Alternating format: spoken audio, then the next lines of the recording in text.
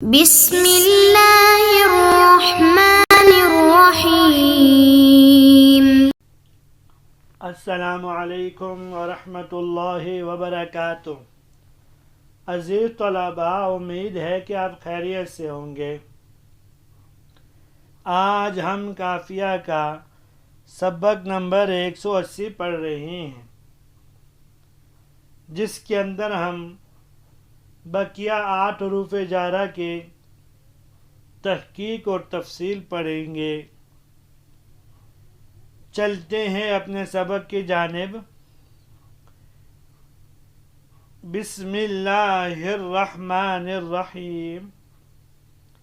وعن للمجاوزة وعلى للاستعلاء وقد يكونان اسمين بدخول من والكاف للتشبيه وزائدة وقد تكون اسما وتختص بالظاهر ومنذ للزمان للابتداء في الماضي والظرفية في الحاضر نحو ما رأيته مذ شهرنا ومنذ يومنا وحاشا وعدا وخلا للاستثناء۔ ترجمہ دیکھ لیجئے۔ وعن للمجاوزة وعلى للاستعلاء، عن مجاوزت کے لیے اور اعلیٰ استعلاء کے لیے آتا ہے۔ وقد يكونان اسمین بدخول من، اور کبھی یہ دونوں اسم ہوتے ہیں ان پر من داخل جب ہو جائے، من کے داخل ہونے کی صورت میں۔ والکاف للتشبیہ وزائدۃ وقد تکون اسما وتختص بالظاہر، اور کاف تشبیہ کے لیے آتا ہے اور زائد ہوتا ہے اور کبھی اسم بھی ہوتا ہے اور یہ اسم ظاہر کے ساتھ خاص ہے۔ ومنذ للزمان لابتداء فی الماضی، اور منذ زمانے کے لیے آتے ہیں اور زمانہ ماضی میں ابتدا کے لیے آتے ہیں۔ والظرفیت فی الحاضر، اور زمانہ حال میں ظرفیت کے لیے۔ نحو ما رأیتہ مذ شہرنا ومنذ یومنا، جیسے ما رأیتہ مذ شہرنا ومنذ یومنا میں۔ وحاشا وعدا وخلا للاستثناء، اور حاشا، عدا اور خلا استثناء کے لیے آتے ہیں۔ آج کے درس کے اندر ہم بقیہ حروف جارہ کے حوالے سے تحقیق اور ان کی تفصیلی بحث پڑھیں گے۔ صاحب قافیہ رحمہ اللہ فرما رہے ہیں وعن للمجاوزة وعلى للاستعلاء، عن مجاوزت کے لیے آتے ہیں۔ ہن کیونکہ حرف جر ہے، اس کا معنی بتایا کہ مجاوزت کے لیے، یعنی یہ بتانے کے لیے آتا ہے کہ ما قبل کی وجہ سے کوئی چیز عن کا مدخول سے متجاوز اور دور ہو گئی ہے، کوئی چیز عن کے مدخول سے دور ہو گئی ہے، چاہے وہ چیز مذکور ہو، جیسے رمیت السام عن القوس الى الصید، میں نے تیر پھینکا کمان سے شکار کی طرف۔ اس میں پھینکنے کی وجہ سے، رمیت کی وجہ سے سہم قوس سے دور ہو گیا،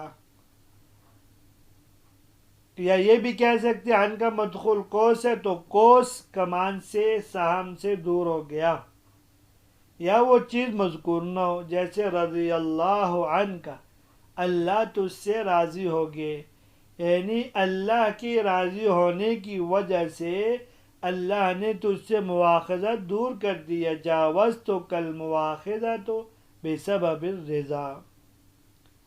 وعلی للاستعلاء، صاحب قافیہ فرماتے ہیں اعلیٰ جو حرف جر ہے یہ استعلاء کے لیے ہوتا ہے، یعنی یہ بات بتلانے کے لیے آتا ہے کہ اس کا مدخول اس کے ماقبل پر فوقیت رکھتا ہے، اسے فوقیت حاصل ہے۔ یہ فوقیت یا تو حقیقتاً میں حاصل ہوگی جیسے زید علی السطح، زید چھت کے اوپر ہے.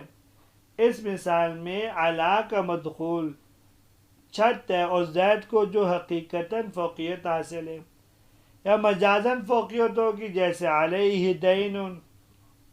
اس مثال میں علی کا مدخول ہا ضمیر پر دین کو مجازاً فوقیت ہے، حقیقتاً نہیں. وقد یکونان اسمین، یہاں سے صاحب کافیہ فرما رہے ہیں کہ عن اور علا یہ دونوں حرف جر ہیں، لیکن جب ان کی صورت میں من آ جائے، ان پر من داخل ہو تو یہ اسم ہوتے ہیں، حرف نہیں رہتے. عن جانب کے معنی میں ہوتا ہے اور علا فوق کے معنی میں ہوتا ہے. جلست من عن یمینی ای من جانب یمینی، اور نزلت من علی الفرس ای من فوق الفرس. کیوں؟ یہاں ان پر من داخل ہے جو حرف جر ہے، جو گویا جب علی اور عن پر من حرف جر داخل ہوگا اس وقت علی اور عن اسم ہوں گے، علی فوق کے معنی میں اور عن جو ہے وہ جانب کے معنی میں. والکاف للتشبیہ، صاحب کافیہ یہاں کاف کی تحقیق فرما رہے ہیں. کاف بھی حرف جر ہے. فرماتے ہیں کاف دو معنی کے لیے استعمال ہوتا ہے. نمبر ایک للتشبیہ، یعنی تشبیہ کے لیے آتا ہے، یعنی اس بات کو بتلانے کے لیے آتا ہے کسی چیز کو مدخول کاف کے ساتھ ایسے وصف میں مشابہت و شرکت ہے جس میں کاف کا مدخول مشہور ہے. جیسے زید کا عمر، ای زید عمر کی طرح ہے. کس میں؟ علم میں، بہادری میں، لکھنے میں، فرما برداری میں. اور دوسرا معنی لکھا کہ وَزَائِدَةٌ وَقَدْ تَكُونُ اسْمًا، دوسرا معنی یہ کبھی کاف زائد ہوتا ہے، جیسے کہ اللہ تعالیٰ کا قول ہے لَيْسَ كَمِثْلِهِ شَيْءٌ، اس کی مثل کوئی چیز نہیں. اس مثال میں کاف زائد ہے، اس لیے کہ اگر یہاں سے کاف کو حذف کر دیا جائے تو معنی میں کوئی خرابی پیدا نہیں ہوتی.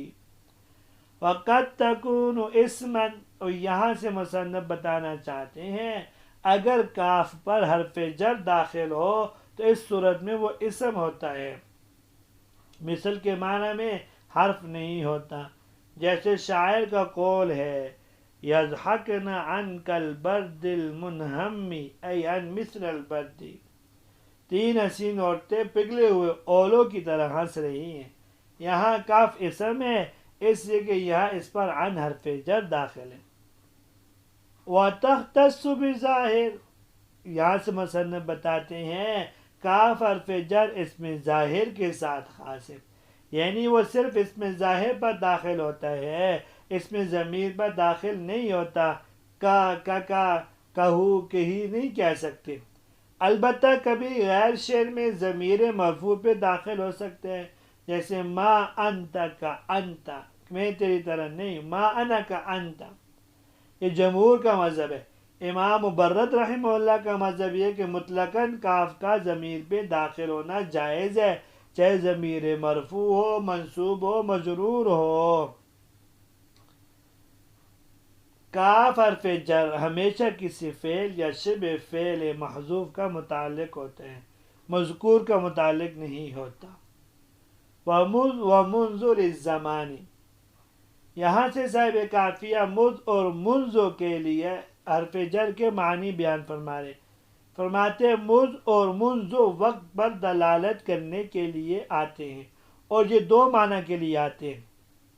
پہلے للابتداء فی الماضی والظرفیت فی الحاضر، ابتداء کے لیے زمانہ ماضی میں، یعنی اگر ان کے بعد اس میں زمان معرفہ ہو اور اس معرفہ سے زمانہ ماضی مراد ہو تو وہاں مذ اور منذ دونوں من ابتدائیہ کی طرح ماقبل کی ابتداء کو بتلانے کے لیے آتے ہیں.